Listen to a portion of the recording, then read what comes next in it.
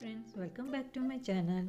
ఇవాళ నేను కోసంబరిని 3 వెరైటీస్లో ఎలా చేయాలో చేసి చూపిస్తున్నాను.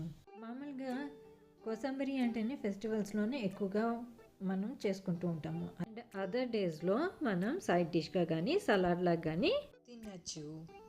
ముందుగా ఒక బౌల్లోకి 2 టేబుల్ స్పూన్ చెన్నా దాల్, అలానే రెండో బౌల్లోకి 2 టేబుల్ స్పూన్ పెసరపప్పు వేసేసి నీళ్లు పోసి 2 గంటలు నానబెట్టాలి. బాగా నానిన తర్వాత నీళ్ళన్నీ తీసేసి పక్కన పెట్టాను అనమాట. ఇప్పుడు ఫస్ట్ వెరైటీ, నానబెట్టిన శనగపప్పులోకి 2 టీ స్పూన్ తురుముకున్న క్యారెట్, కట్ చేసి పెట్టుకున్న కరివేపాకు, కొత్తిమీర, ఉప్పు, 3 టేబుల్ స్పూన్ తురుముకున్న కొబ్బరి, హాఫ్ లెమన్ జ్యూస్ కూడా వేసేసి పక్కన పెట్టాను. ఇప్పుడు సెకండ్ వెరైటీ, ఇంకొక బౌల్లోకి నానబెట్టుకున్న పెసరపప్పు, అందులోకి 2 టేబుల్ స్పూన్ తురుముకున్న క్యారెట్, ఉప్పు, తురుముకున్న కొబ్బరి, కట్ చేసి పెట్టుకున్న కరివేపాకు, కొత్తిమీర, హాఫ్ లెమన్ జ్యూస్ కూడా వేసి కలిపేశాను. ఇంకా మూడో వెరైటీ, ఇంకా నెక్స్ట్ ఇంకొక బౌల్లోకి కీరాని చిన్న చిన్న ముక్కలుగా కట్ చేసుకొని తురుముకున్న కొబ్బరి, ఉప్పు, కట్ చేసి పెట్టుకున్న కరివేపాకు, కొత్తిమీర వేసేసి ఆ బౌల్స్ అన్నీ పక్కన పెట్టాను.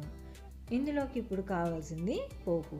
అన్నిటికీ ఒకటే పోపు కాబట్టి ఏకంగా కలిపి పోపు వేస్తున్నాను. తాండీలోకి ఆయిల్ వేసేసి మినపప్పు, ఆవాలు, జీలకర్ర, కట్ చేసుకున్న పచ్చిమిరపకాయలు, ఇంగువ వేసి ఆ బౌల్స్లోకి కలిపేస్తున్నాను.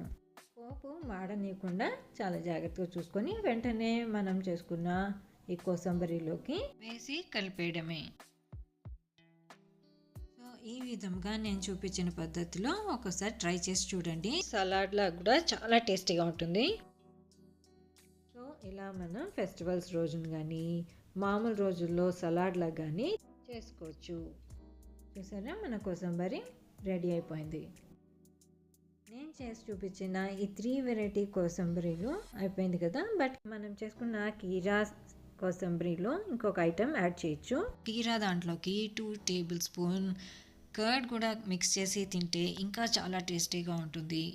ఇది కంప్లీట్గా ఆప్షనల్. మీకు నచ్చితే ఇలా కూడా చేసుకోవచ్చు, చాలా టేస్టీగా ఉంటుంది. సో నా వీడియో నచ్చితే లైక్, షేర్ అండ్ సబ్స్క్రైబ్. నేను చూపించిన పద్ధతిలో ఒకసారి ట్రై చేసి చూడండి. మళ్ళీ వేరే వీడియోతో కలుస్తాను. అప్పటి వరకు బాయ్.